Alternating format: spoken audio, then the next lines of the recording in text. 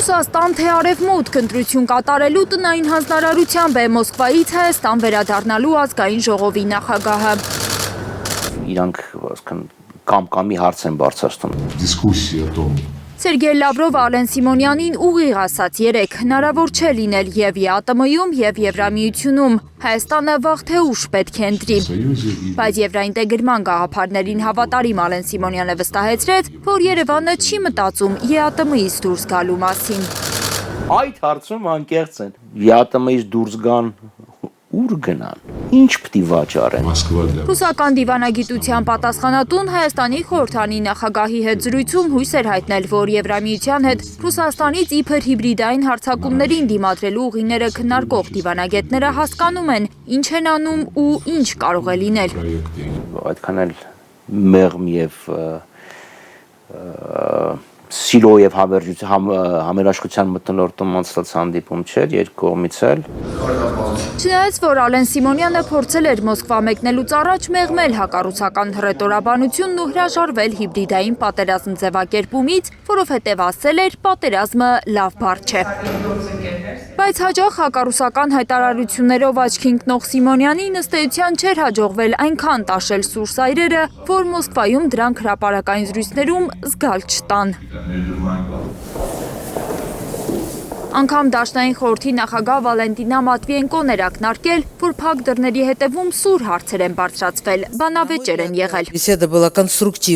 Զրույցը կառուցողական էր, բայց երբեմն սուր, վիճահարույց, բայց հիմնականում կառուցողական եւ արդյունավետ։ Հանդիպման սենյակներից դուրս էլ ռուս լրագրողներն են Սիմոնյանին հիշեցրել Ռուսաստանի դեմ արած հայտարարությունները։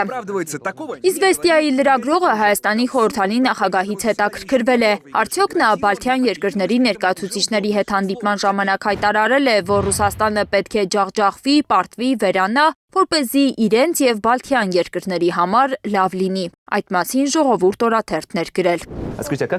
Իսկ ինչպես հասկանալ այս հայտարարությունը։ Իսկ դուք դա որտեղ եք կարդացել։ Կարդացել եմ մի թերթում, որ Այո, մի թերթում, որին ես դատի եմ տվել, ու նրանք պարտվում են։ Ես այդպիսի բան չեմ ասել։ այսինքն չեք ուզում Ռուսաստանի կործանումը։ Ես այդպիսի բան չեմ ասել։ Ես դատի եմ տվել։ Մենք սիրում ենք, հարգում ենք, մենք ռուս ժողովրդին եղբայրական ժողովուրդ ենք համարում։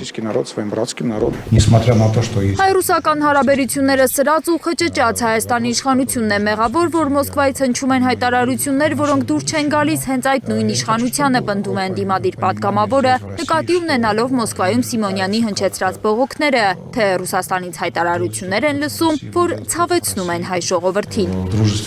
Իրանց օրոք չէ, ինչ որ մեկը Սալավյով անունով ու մեզ 10-15 տարի չեմ լսում, ոչ իրան, ոչ Գորդոնին եւ մնացածներին։ Իրան թույլ տվեց սենց արտահայտվել Հայաստանի մասին, հասկան, դա նաև իրանց ձախողումն է։ Իրանց ձախողումն է։ Եվ հիմա վեր են կենում, ասում են Ռուսաստանից սենց հայտարարություններ են գալու։ Չեք վախենում, որ Մոսկվան, որ պատմականորեն Հայաստանի անվտանգության երաշխավորն է եղել, երես կթեքի Երևանից, իսկ Եվրամիությունը չի կանգնի ձեր մեջքին, հարցրել է մի ռուս լրագրող Ալեն Սիմոնյանին։ Ես ձեզ հետ համամիտ չեմ։ Հայաստանը որպես ինքնիշխան պետություն իրավունք ունի բալանսավորելու իր քաղաքականությունը։ Ես իմ գործընկերոջն էլ ասացի, Հայաստանը չի պատրաստվում անցնել ինչ-որ մեկի կողմը կամ աշխատել ինչ-որ մեկի դեմ։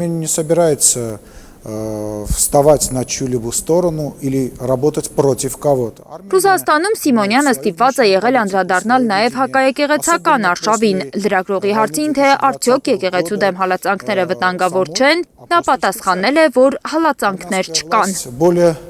религиозной армянской власти я не могу припомнить. Ես չեմ հիշում ավելի կրոնական հայկական կառավարություն եւ մեծ հայ առաքելական եկեղեցու հետ մի քանի անհատների կապելը սխալ է։ Армянской апостольской церкви неправильно. Ես հասկանում եմ, որ որոշ քաղաքական տարրեր իրենց անձնական շահերը պաշտպանելու համար փորձում են դա որպես հալածանք ներկայացնել։ Իրականում դա այդպես չէ։ Делать вид, что это гонение и все такое. На самом деле этого нет. Այս հայտարարության պահին Մոսկվայում Հայաստանի դեսպանատան դիմաց բողոքի ակցիա էր անցկացվել ի պաշտպանություն հայ առաքելական եկեղեցու, Հայաստանում ձերբակալված հոգևորականների եւ մյուս քաղբան տարկյալների։ Տեղեկություններ կան, որ Սիմոնյանի այցը դեսպանատուն չեղարկվել է ակցիայի մասնակիցների հետ չհանդիպելու համար։ Լիլիթ Սարգսյան, Անի Ղանդիլյան, Հայլուր։